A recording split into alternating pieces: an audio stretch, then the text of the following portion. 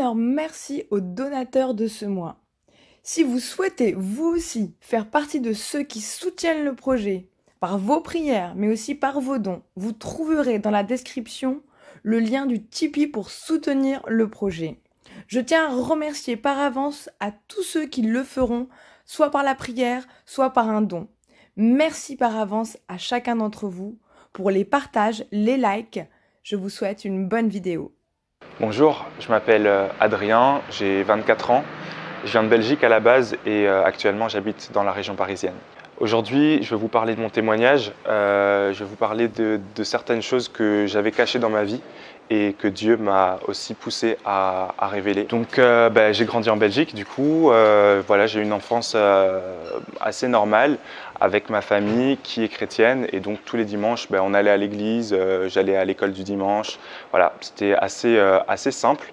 Je me questionnais pas trop non plus. Et puis, à l'âge de 14 ans, j'ai participé à une retraite avec mon église, une retraite de jeunes, pendant un week-end.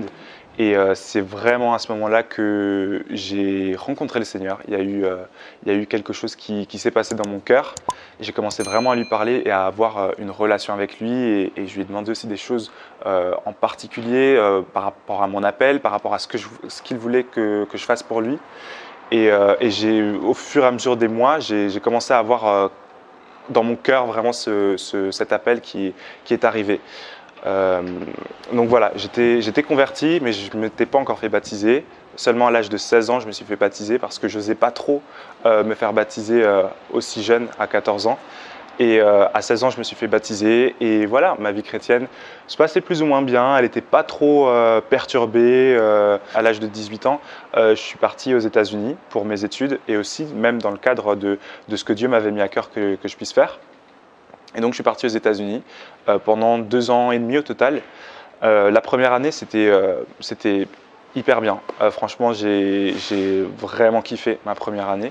La deuxième année, par contre, c'était plus compliqué. Dieu avait ouvert des portes à certains endroits et je voyais vraiment que ça venait de lui. Sauf que moi, je voulais aussi un peu en faire à ma tête et je voulais un peu tout contrôler moi-même en fait. Et c'est à ce moment-là que ça a commencé à être difficile dans ma foi, difficile dans mes études, difficile dans mes relations. Tout se compliquait en fait parce que j'essayais de faire tout par moi-même et clairement, j'étais pas à la hauteur.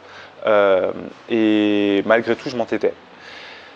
J'ai commencé du coup à avoir des doutes parce que j'étais dans une grande ville aux États-Unis et j'étais à New York et c'était un melting pot de philosophie, de vie. Il y avait vraiment plein de manières de penser qui étaient différentes et voilà, j'avais pas forcément l'habitude d'être confronté à tellement de manières de penser différentes. Et j'ai commencé à me questionner, j'ai commencé à douter, est-ce que vraiment Jésus, est-ce que vraiment le sexe avant le mariage, est-ce qu'il n'y a pas une tolérance, est-ce que… Enfin voilà, je me suis posé plein de questions par rapport à ça, les sorties, l'alcool à outrance, les filles, tout ça, ça a commencé à un peu trotter dans ma tête. Puis par la suite, je suis rentré en Europe. Je suis arrivé, encore une fois je vous passe les détails, mais je suis arrivé à Paris, je me suis installé à Paris et là c'est vraiment où tout ce qu'il y avait dans ma tête c'est très, très concrétisé, c'est devenu vraiment concret dans le sens où là vraiment ce qui était à un moment donné dans ma tête c'est devenu réel, c'est comment dire, beaucoup de sorties qui se sont faites, beaucoup de filles, beaucoup d'alcool. J'ai vraiment commencé à mettre Dieu de côté en fait. Je pensais plus trop à cet aspect de Dieu et puis je me disais en fait je suis jeune, je me suis peut-être un peu trop pris la tête avec cette histoire de Jésus, de Dieu et tout ça. Voilà, je me suis fait baptiser quand j'avais 16 ans, j'étais jeune, peut-être que j'étais naïf, innocent et au final voilà, j'essayais de faire paraître que tout allait bien. Donc c'est-à-dire que quand j'entrais en Belgique, tout allait bien, ok, oui, j'allais à l'église très très rarement, franchement à ce moment-là. C'était un peu, je voulais avoir un peu l'expérience de l'école, enfin je voulais être dans l'école de la vie comme on dit. Voilà. Et du coup 2016-2017, ça c'était en 2016 et en 2017, voilà, c'était que ça ma vie, elle se résumait à mes études que je continue toujours. Et puis les sorties, les filles, l'alcool, il y avait que ça qui m'intéressait vraiment.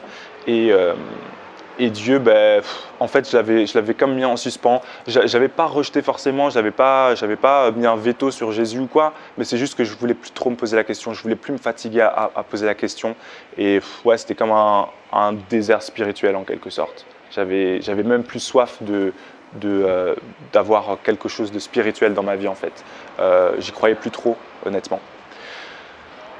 En 2018, j'ai pris conscience que tout ça, ça allait pas forcément m'amener très loin. J'avais l'impression un peu de stagner en fait. J'avais l'impression d'être moins motivé aussi dans tout ce que je faisais. Et je me suis dit peut-être qu'il serait temps que je me stabilise un peu. Parce que même au niveau de mes décisions, de mes choix, je savais exactement ce que Dieu voulait de moi, mais je ne savais pas comment y arriver. Et donc du coup, j'ai pris une porte et c'était pas la bonne. Et puis j'ai pris une autre porte et c'était pas la bonne. Et à chaque fois, je revenais et je tournais en rond en fait. Je tournais en rond. Et je pense que là, à ce moment-là, je me suis rendu compte que j'avais besoin de stabilité en fait. J'avais besoin d'une certaine stabilité. Je ne l'envisageais pas avec Jésus, cette stabilité-là. Et donc, j'ai continué un peu à vivre comme avant, de manière un peu plus modérée quand même. C'est-à-dire un peu moins de sorties, un peu moins de filles, un peu moins d'alcool, mais quand même. À ce moment-là, j'ai rencontré une fille. J'ai décidé de me mettre avec elle, donc on s'est mis ensemble, c'était ma copine, elle était non chrétienne, et voilà, ça se passait assez bien, donc c'était en 2018, et 2018 ça a été une année qui était assez compliquée quand même aussi dans certains points, qui étaient beaucoup plus personnels en fait, et qui m'ont directement atteint. Ce qui n'était pas le cas en 2016-2017, j'avais pas trop de problèmes en quelque sorte. C'était justement, j'en faisais un peu à ma tête. En 2018, là par contre, il y a un truc, le premier truc qui m'a fait appeler à Dieu, qui m'a donné l'envie de faire un appel à Dieu, c'est le fait que je doive changer d'appartement. Ça peut paraître bête comme ça, parce que franchement, moi le premier, je ne pensais pas que ça allait me faire appel à Dieu pour ça, mais c'est devenu très stressant. Et j'ai pas l'habitude de stresser dans des situations comme ça, mais en fait, je sais pas, quand tu sais que tu dois bouger de ton appart d'ici la fin du mois, et qu'on est à 10 jours de la fin du mois, et que tu n'as toujours pas d'endroit, tu sais pas du tout où tu vas aller, et tu as envie de contrôler, et tu peux pas parce que tu fais des visites et tu n'as que des noms, parce que financièrement c'était pas encore, c'était pas ouf. Du coup, j'avais beaucoup de noms par rapport à mes dossiers que je remettais aux propriétaires et tout ça. J'avais beaucoup de noms.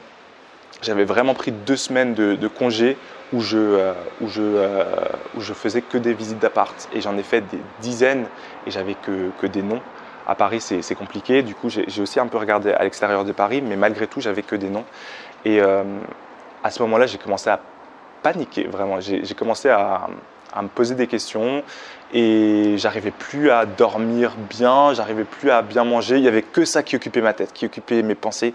C'était où vais-je être le mois prochain en fait. Et à ce moment-là, j'ai commencé à prier. Vraiment, j'étais en pleurs et j'en avais marre, j'étais à bout. Vraiment, je me souviens encore, j'étais à bout dans mon ancien appartement du coup. Et à ce moment-là, j'ai fait un appel à Dieu. En gros, j'ai dit Dieu, je sais bien que je ne suis pas parfait et que tu n'es sûrement pas d'accord avec certaines choses que je fais et tout ça, mais s'il te plaît, aide-moi pour ça en fait, parce que je pense que tu es quand même là et je pense que tu me vois quand même et je pense que tu vois aussi où j'en suis dans ma vie.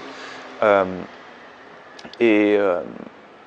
voilà, après j'ai continué quand même à avoir des noms pendant un petit moment, et puis au fur et à mesure, il y a eu quelques oui.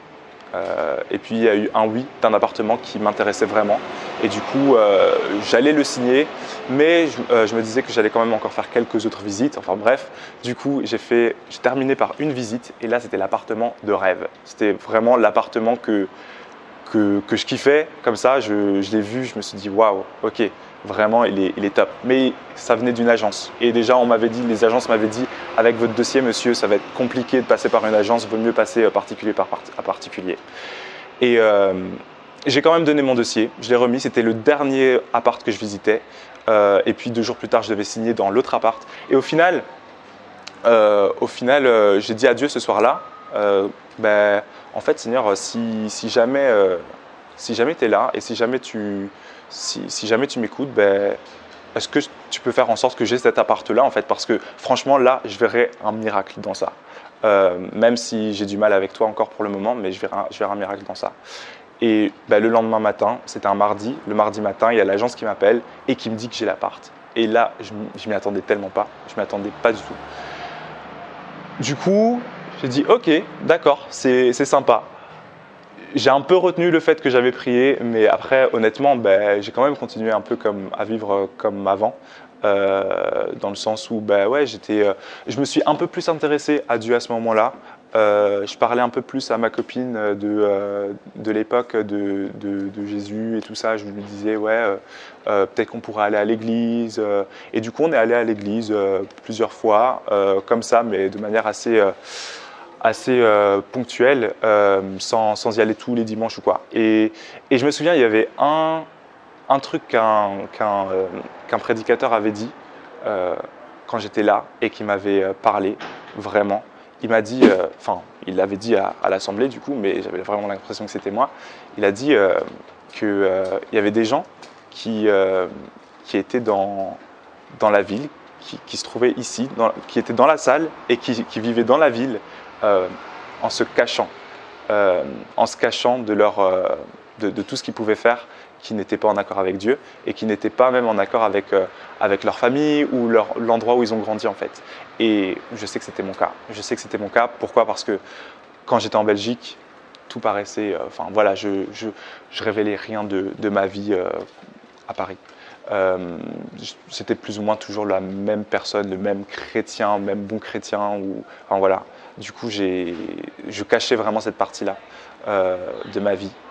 Et c'était, je savais qu'il y avait quelque chose qui n'était pas bien là-dedans. Un peu plus tard, quelques semaines plus tard, j'apprends une nouvelle qui me déchire le cœur.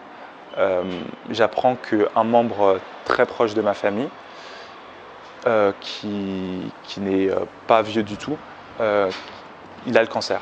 Cette personne a le cancer et ça me perturbe énormément. Parce que c'est un membre de ma famille qui est très proche de moi et parce que cette personne est jeune en fait et je m'y attendais tellement pas, il n'y avait rien, aucun signe avant-coureur par rapport à ça et donc c'est venu de nulle part et j'avais l'impression que le ciel il s'abattait sur ma tête en fait, j'avais l'impression que tout était fini et à ce moment-là il y a eu un gros re-questionnement par rapport à tout, par rapport à tout ce que j'avais fait avant, par rapport à mes relations, par rapport à ma relation avec cette fille-là, avec qui j'étais. Et j'ai commencé à prier vraiment sérieusement parce que là, il n'y avait aucun autre sujet qui pouvait faire en sorte que je prenne, que je sois sérieux vraiment. J'étais sérieux par rapport à ça. Il n'y avait aucun autre sujet qui pouvait être aussi sérieux en fait pour moi. Et donc, à ce moment-là, j'ai fait une prière. J'ai demandé à Dieu tout simplement d'augmenter ma foi, en fait. Je lui ai demandé, Dieu augmente ma foi, parce que je savais qu'il y avait quelque chose qui était en moi encore un peu, mais je n'étais pas sûr. Et je lui ai demandé d'augmenter ma foi. J'ai commencé aussi à écouter, à réécouter de la musique chrétienne, de la louange, comme on appelle ça. J'ai recommencé à lire un peu la Bible et tout ça. Et je sentais qu'il y avait quelque chose en moi, quelque chose qui s'animait et je ne savais pas en fait si c'était juste mes émotions en fait ou si c'était vraiment la vérité. Et je pense qu'à ce moment-là, j'ai été amené à voir quelque chose que je ne connaissais pas du tout avant. Ça s'appelle l'apologétique et en gros, c'est comment dire, expliquer l'évangile pas seulement par juste ah oui je crois en la Bible parce que c'est écrit dans la Bible, mais avec vraiment des arguments, avec des arguments qui sont valides en fait. Et en fait, j'avais besoin de ça, je pense, à ce moment-là, parce que je me demandais justement, est-ce que c'est juste mes émotions ou est-ce que vraiment c'est la vérité? Est-ce que c'est quelque chose de réel, de palpable qui est là? Est-ce que Jésus est vraiment là avec moi quand je suis en train de lui parler en fait? Et j'avais besoin de ça et petit à petit en fait, il y a eu cette assurance dans ma foi qui a commencé à grandir. Et je me suis rendu compte aussi de l'importance en fait du message de Jésus, de la vérité en fait que la Bible c'était la vérité. Je me suis rendu compte de ça. Avant je m'étais jamais vraiment trop rendu compte de ça. C'est plus parce que j'avais grandi avec ça, voilà, donc je me posais pas trop de questions. Mais là voilà, parce que j'étais dans un environnement où je connaissais aucun chrétien à Paris, donc ça voulait dire que à chaque fois, je pouvais être assaillé d'arguments contraires ou de raisonnements qui sont complètement à l'opposé de la foi chrétienne, en fait. Et clairement, je me rapprochais de Dieu et je sentais aussi que je m'éloignais de ma copine de l'époque. Et un jour, j'ai décidé d'aller dans une église tout seul. Parce que j'avais vraiment besoin de ce moment-là tout seul, seul à seul avec Dieu en fait. Je sentais que j'étais appelé à aller là. Et en fait, c'est marrant parce que quand j'avais emménagé dans mon nouvel appartement, du coup, j'avais regardé sur Google Maps ce qu'il y avait aux alentours et j'avais vu qu'il y avait une église aux alentours. Je m'étais dit, ah ok, d'accord. J'avais retenu le nom et puis voilà. J'avais continué ma vie et tout ça. Mais là, on est en décembre 2018 et du coup, je décide d'aller à l'église tout seul. Et je me rappelle soudainement de cette église. Je me dis, bah, je vais aller là. Et c'était vraiment pas loin de chez moi, c'était à pied, j'en avais pour 15 minutes. Du coup, je me suis dit, je vais y aller. Et j'y suis allé. Et là, le pasteur de cette église était en train de prêcher. Et il était en train de prêcher sur le fils prodigue. Du coup, ça m'a interpellé. Ça m'a interpellé pas mal. Et après, plus tard, je me suis aussi rendu compte que cette église-là, elle est surnommée l'église de la Nouvelle Chance. Et enfin voilà. Après, c'était les vacances de Noël. Du coup, je suis reparti en Belgique avec ma famille et ça m'a fait énormément de bien en fait de me retrouver avec des personnes qui sont chrétiennes en fait, parce que c'est un peu ça qui me manquait à Paris, c'est que j'étais tout seul en fait. Et du coup, ouais, ça m'a fait beaucoup de bien pendant 2 semaines de me retrouver aussi avec mes amis chrétiens de là-bas, de la Belgique. Et